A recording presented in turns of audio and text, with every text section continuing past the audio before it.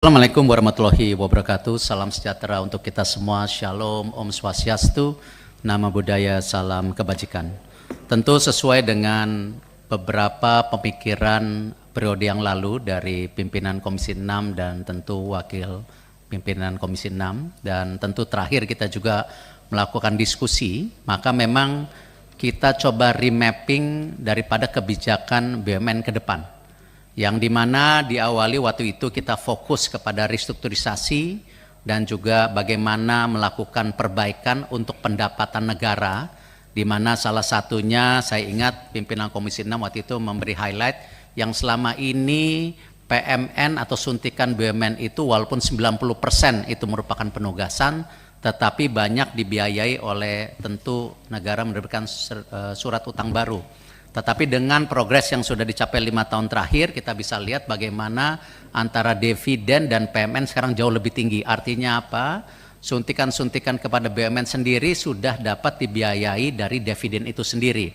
Nah, karena itu ada 3 poin yang saya rasa memang kita akan fokus ke depan, yaitu 1, penugasan BUMN, bagaimana memastikan mendukung ekonomi kerakyatan, nanti saya jabarkan.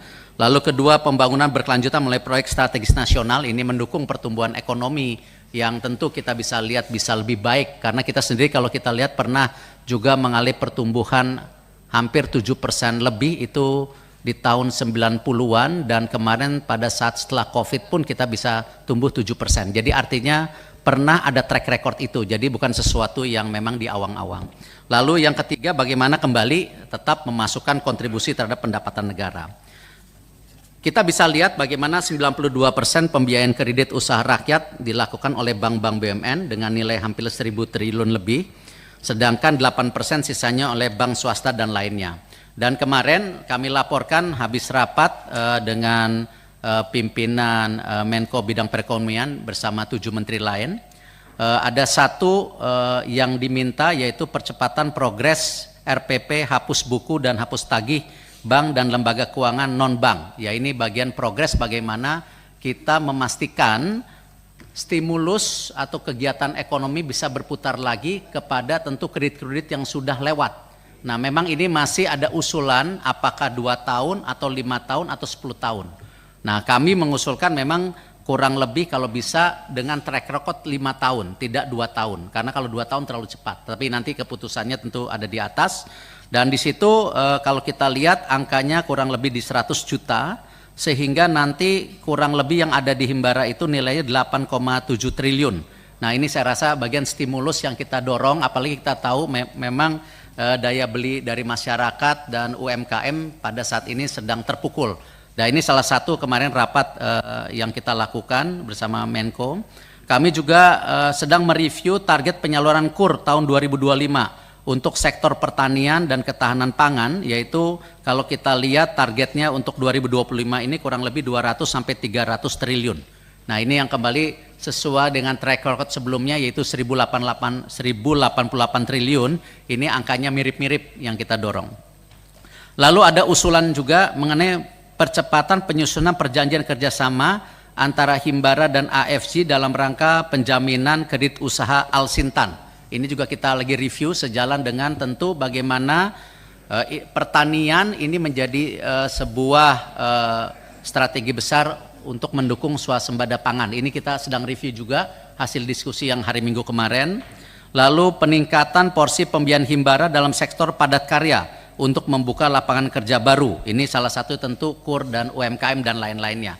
Dan kami tambahkan juga, kita tahu ada PR sebelumnya mengenai PNM Mekar yang sekarang jumlahnya sudah 21,2 juta ibu-ibu nasabah di desa-desa.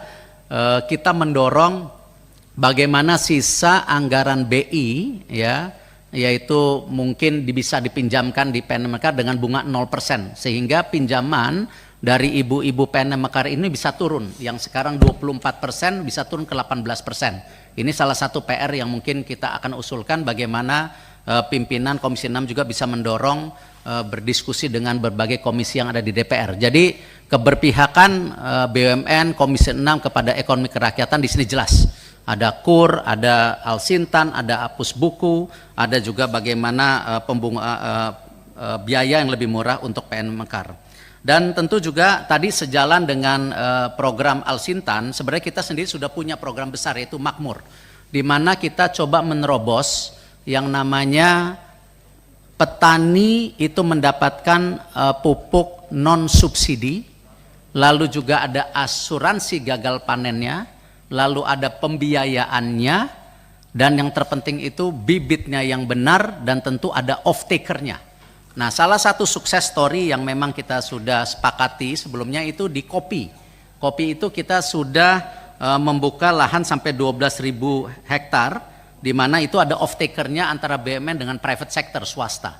Nah, kalau kita lihat data-data kita sendiri, yang hari ini itu ada 368.000 hektar, yang terdiri tentu dari padi, sawit, tebu, jagung, kopi. Ini bagian mungkin program yang kita juga bisa selasarkan ke depan sebagai tolak ukur bagaimana swasembada pangan ini bisa berkelanjutan, tetapi dengan ekosistem yang sehat. Tidak kita terlalu bergantung kepada terus-menerus subsidi-subsidi yang lain-lainnya. Lalu juga tentu bagaimana kita mendukung pembangunan berkelanjutan melalui proyek strategis nasional sebagai untuk pertumbuhan ekonomi. Kita bisa lihat ya bagaimana, next slide, ya pembangunan jalan tol Trans Jawa yang sudah berlanjut, Trans Sumatera yang ini menjadi catatan karena memang 5 tahun ke depan salah satunya penyelesaian dari Trans Sumatera. Ya, di mana salah satu PMN yang kita bisa lihat di HK dan lain-lain ini kontinuitas untuk proyek Trans Sumatera. Lalu pembangunan LRT, lalu pembangunan kereta cepat Jakarta-Bandung, lalu juga pembangunan 37 bandara dan pengelolaan dan 71. Alhamdulillah mungkin nanti pada saat yang tepat kita juga bisa melihat bagaimana renovasi menyeluruh untuk airport yang di Bali. Ya, dan termasuk airport yang di Jakarta. Airport yang di Jakarta itu kemarin sempat ada usulan sebelumnya, ya, ada pembangunan Terminal 4 yang memakan biaya hampir 14 triliun. Tetapi setelah kita review di pemimpinan kami semua ada di sini, ternyata tidak diperlukan Terminal 4, ya, tetapi hanya memerlukan dana 1 triliun untuk perbaikan daripada Terminal 1, 2, 3, sehingga kita bisa melihat lonjakan yang angkanya hampir 80-100 juta, itu efisiensi yang luar biasa. Nah, untuk di Bali memang kita melakukan juga efisiensi, yaitu dengan berbagai renovasi, sehingga nanti penumpangnya bisa tumbuh dari 24 menjadi 32 juta tanpa airport baru.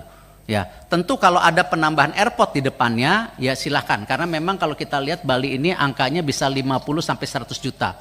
Di rapat bersama Menko Perekonomian dengan Ibu Menteri Pariwisata, saya rasa target daripada pariwisata itu akan ditargetkan hampir 20 sampai 29 juta untuk 5 tahun ke depan. Artinya ekosistem itu tidak lain ya ada di kita, baik airport, penerbangan dan lain-lainnya. Lalu kita bisa lihat juga bagaimana pembangunan kawasan ekonomi khusus Sanur, insya Allah juga Maret nanti rumah sakitnya dibuka, yaitu Mayo Clinic. Tetapi kalau hotelnya sendiri mungkin beberapa pimpinan sudah lihat bagaimana ekosistem daripada kita berkompetisi dengan rumah-rumah sakit atau fasilitas internasional yang tidak kalah bagusnya dengan Singapura dan Malaysia. Insya Allah jadi tahun depan ini progres yang kita sama-sama lakukan 3 tahun terakhir menjadi kenyataan. Lalu kita juga terus mendukung sesuai dengan program hilirisasi yang berkelanjutan. Kita bisa lihat kita sekarang sudah mempunyai ya pemurnian konsentrat tembaga single line terbesar di dunia. Ya, kita lihat sekarang kita sudah mulai bisa reserve ya 50 ton emas per tahun. Artinya kalau kita lihat reserve cadangan emas Indonesia ini nomor 6 terbesar di dunia. Tetapi kalau reserve keuangan negara berbasiskan emas, kita ranking 40 di dunia. Sedangkan kalau kita lihat ekonomi kita ini terbesar nomor 16. Jadi hal-hal ini yang terus akan tingkatkan karena kembali yang selama ini emas dijual ke luar negeri sekarang harus di-refine di dalam negeri. Nah, ini salah satu kita mendukung hilirisasi, dan kemarin juga saya sampaikan kepada rapat Menko mengenai hasil daripada refinery ini ada yang menarik, yaitu terproduksinya juga 280 ton selenium. Artinya ini bahan untuk semikonduktor yang selama ini kita kalah dengan Malaysia. Artinya bahan bakunya kita sudah produksi. Aman pun punya hasil produksi selenium ini. Saya lupa jumlahnya karena memang itu di private sector. Artinya ke depan kalau pemerintah ada kebijakan bagaimana kita membangun semikonduktor, seperti juga kita mendorong hilirisasi nikel kemarin, ini sudah ada bahan bakunya di Indonesia. Lalu kita bisa lihat smelter grade alumina yang selama ini kita import aluminium sampai 1,2 juta. Dengan kita membangun ini dan memproduksi insya Allah di bulan Desember, ini masuk 100 kerja program kita, kemarin saya laporkan kepada Pak Menko, dan ini produksinya menjadi 1 juta, artinya import kita untuk alumina tinggal 200.000.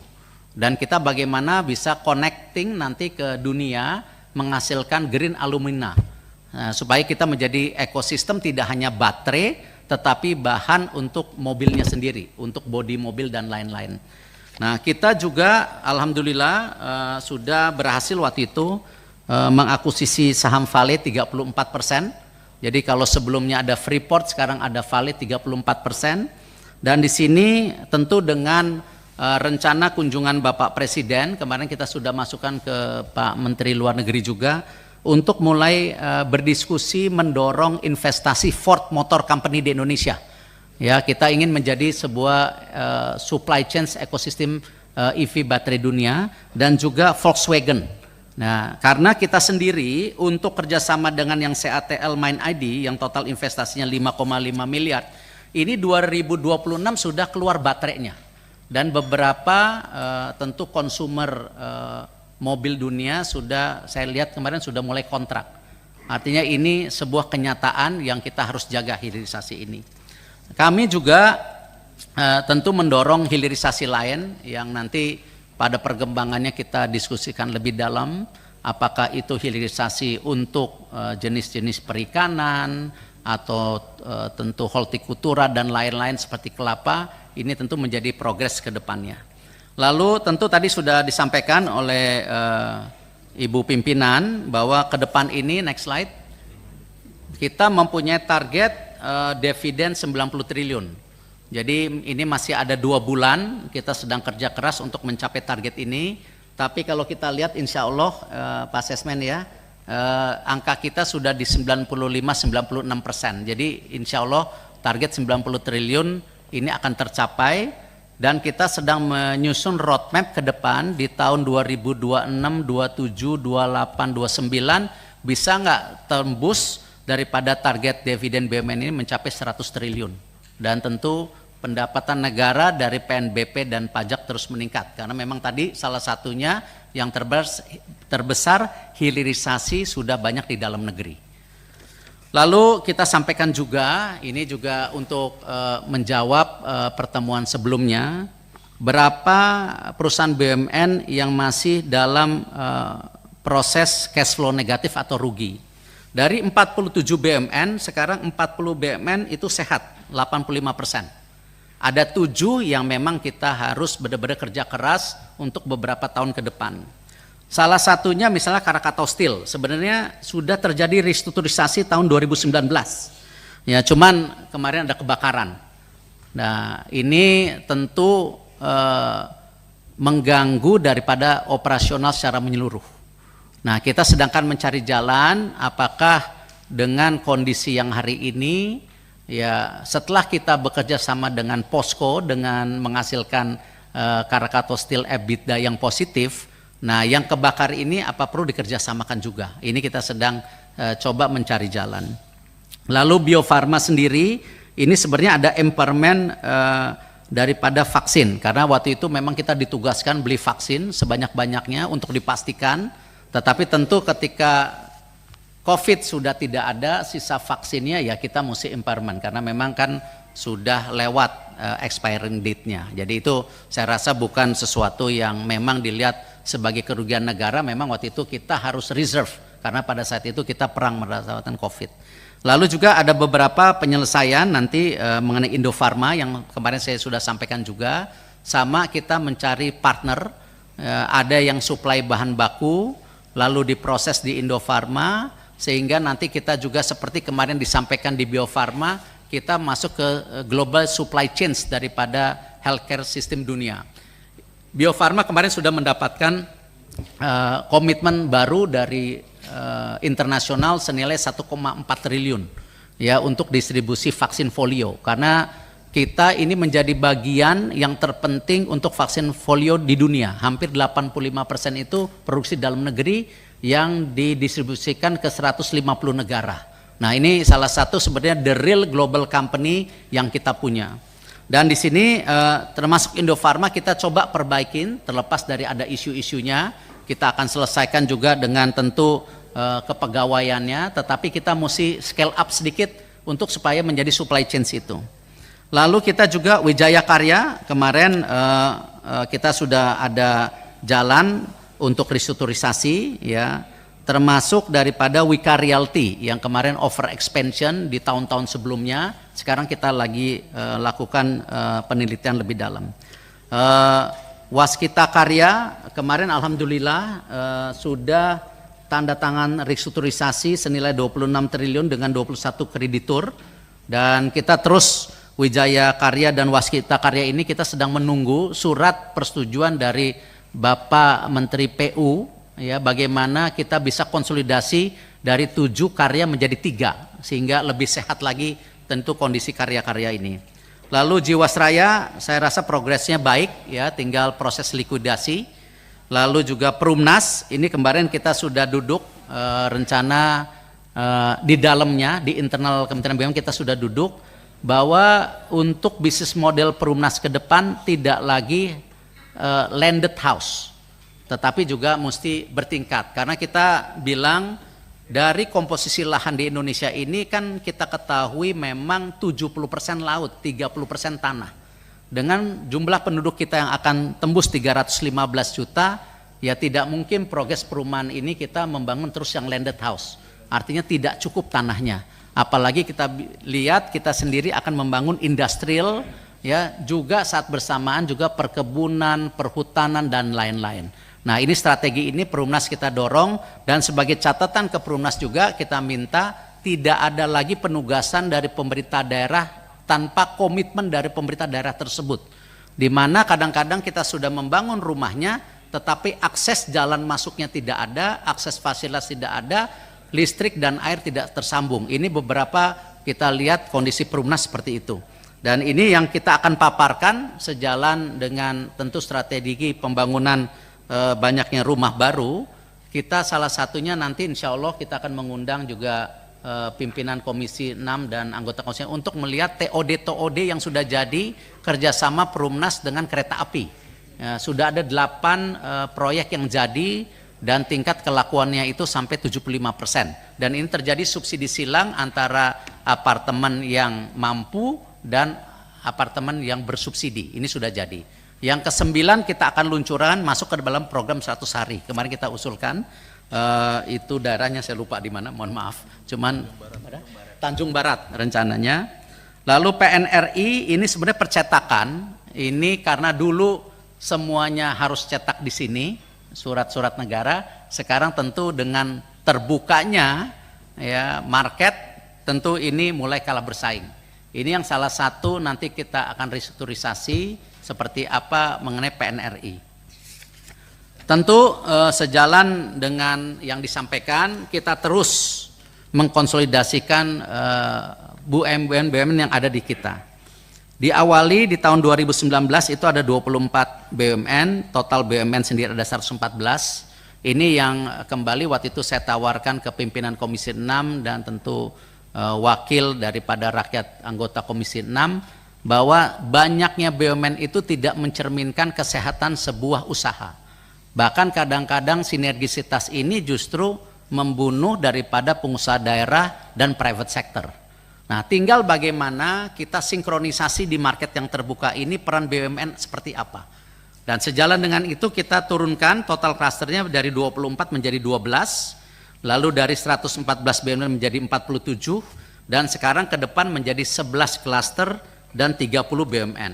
Kita bisa lihat sekarang yang kita coba klasterisasi, ini ada energi, Pertamina PLN, pangan PTPN Pupuk Indonesia dan Bulog. Kita sedang mengusulkan PTPN untuk merger dengan Perhutani, sehingga kita punya luas lahan 2,2 juta hektar, sehingga kita bisa memetakan kembali mana yang mendukung swasembada pangan. Ya, kita tahu kita mau swasembada gula, tetapi lahannya tidak cukup. Nah, ini yang kita harus remapping. Apalagi beberapa industri ya memang sudah mulai kalah bersaing. Nah, ini yang kita coba lakukan untuk progres-progres seperti itu. Kesehatan itu Bio Farma tadi sudah kita sampaikan, ya di situ ada Kimia Farma, Indofarma. Kita sedang juga melobi apa mungkin ya rumah sakit yang sudah kita mergerkan itu sudah jadi satu dipindahkan ke bawah Indofarma, Bio Farma, supaya ini menjadi sebuah sistem healthcare antara apotek, produksi dan juga rumah sakit, sehingga kita memaksa seluruh rumah sakit kita menggunakan obat-obat dalam negeri, tidak import lagi. Nah, ini salah satunya.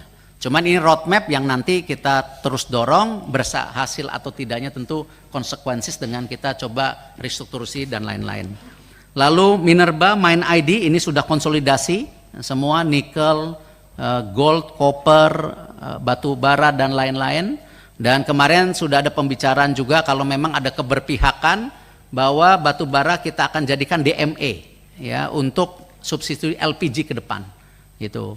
Lalu kita juga mendorong tentu konsolidasi di infrastruktur. Tadi saya sampaikan kita sedang mendukung suratnya. Kalau ini terjadi nanti di infrastruktur ada Adikarya, HK, Perumnas dan PP saja.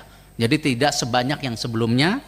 Lalu juga keuangan tetap ada Bank Mandiri, BRR, BNI, BTN. Tadi penugasannya berat sekali. Ya, di sini ada macam-macam yang saya sudah sampaikan. Lalu juga asuransi dan dana pensiun AFG, kembali saya akan mendorong konsolidasi dana pensiun, dan tentu ini ada PR yang tertinggal kemarin mengenai program bersih-bersih dana pensiun. Ya, di mana kita bisa lihat banyak kasus korupsi di dana pensiun BUMN yang kita sekarang mulai akan bertemu dengan pihak Kejaksaan Agung, ini harus dikonsolidasikan.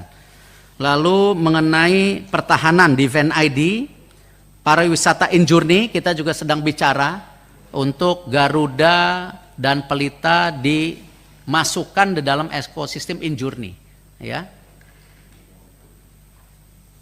Nanti dilanjutkan Pak Adi sama siap Pak ya. Izin. Lalu yang logistik itu ada KAI, Pos Indonesia dan Pelindo, dan kita rencana Pelindo ini pun kita akan menggabungkan Pelni dan ASDP menjadi suatu kekuatan besar di laut, karena kita ini kan negara maritim. Kalau kita terpotong-potong antara kebijakan daripada tentu pelabuhan, pengiriman Pelni dan ASDP itu tidak menjadi satu policy, kita akan salah bersaing. Akhirnya apa? Tembusnya barang-barang import dari berbagai negara. Nah, ini kita harus mulai punya keberpihakan bagaimana pelabuhan-pelabuhan kita tentukan untuk akses daripada import. Karena banyak sekali sekarang import ini juga dumping import yang sehingga membunuh UMKM kita. Nah, ini kita coba konsolidasikan, tidak lain kita bukan mau memprotek tetapi bagian fairness. Karena kita tidak mungkin menjadi negara yang terus didumping secara tentu produksi-produksi dalam luar negeri tanpa struktur pajak